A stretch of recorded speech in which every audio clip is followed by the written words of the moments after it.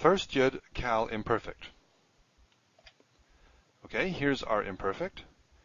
I mentioned in the last module that the main feature about the imperfect is that the Yod is a vowel. It's there, the first Yod is there. So you see it all the way down, Yod, Yod, Yod, but it's a vowel. In all these other forms, the Yod is a consonant. So it's functioning just like any other consonant, and these are just like strong forms, okay? All these here. But here, it functions as a vowel. And why is that? Well, these are the forms that have a prefix. And we've seen before that when you add a prefix to a word that starts, to a vowel or to a verb that starts with a weak consonant, then things can happen to that consonant. Like with the first nuns, when you add the prefix, the nun will assimilate, or tend to assimilate anyway, to the next consonant. In the case of Yud, it quiesces, meaning it ceases to function as a consonant, it goes quiet, and then it combines with this hidik to form hidik Yud, the long I. So we still see it. You still see the Yud all the way through. So visually, these are not too difficult, these forms. They look pretty much like strong forms, but really it's a vowel as opposed to a consonant, so it's a bit different there.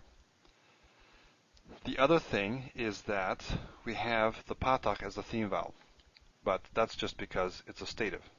And we have that in strong verbs as well. So that's not particularly a odd thing. So yitav, titav, titav, titavi. So this is still a vowel here, titavi. Itav, this is interesting. We don't have the segel. Usually in the 1CS form we have a segel for the vowel, but in the case of first Yuds, it stays as a hidik, okay, all the way through. Yitavu, titavna, titavu, titavna, nitav. Then over here, preterite, we have vayitav, yitav. So it's you just stick on this vav consecutive, which is this, of course, right? Don't forget the dagesh. Now the accent does not shift here. At least according to João Maroca, page 198. The table at the back of Ross shows the accent shifting back, or the stress here. So it'd be vayitav. João Maroca says it does not recede. Whatever. I could have done a search on that, I suppose. Here in the jussive, it does appear to recede. So yitav becomes yitav. Now these are very minor issues. Wouldn't lose any sleep over these. And here actually we have the accent receding as well in the cohortative. Yitiva, yitiva. And I would assume that this is this is vocal because this is such a long, well, this may or may not be. I don't know if this is vocal or not because you have stress here. So there may be enough room to pronounce this as a single syllable. Yitva. I don't know. Okay, what do we want to say? What else do we want to say?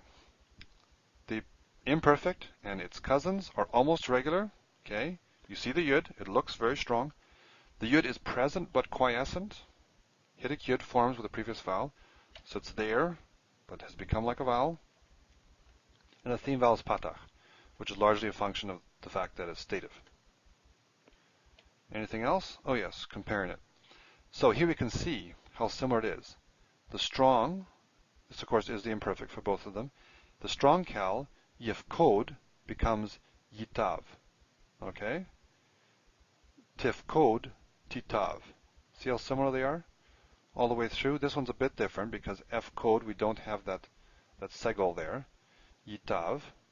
But Aleph is a fairly distinct visual reminder that you're dealing with 1CS, especially when you see all the three roots. It's not like you've lost a root.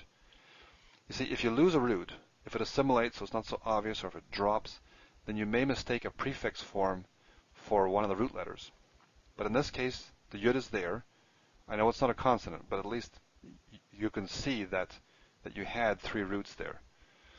And so it's not so confusing. Okay, so that was the imperfect. We'll take a look as well. We've talked about the imperative, but we'll just do a quick module on the imperative and the infinitive construct as well.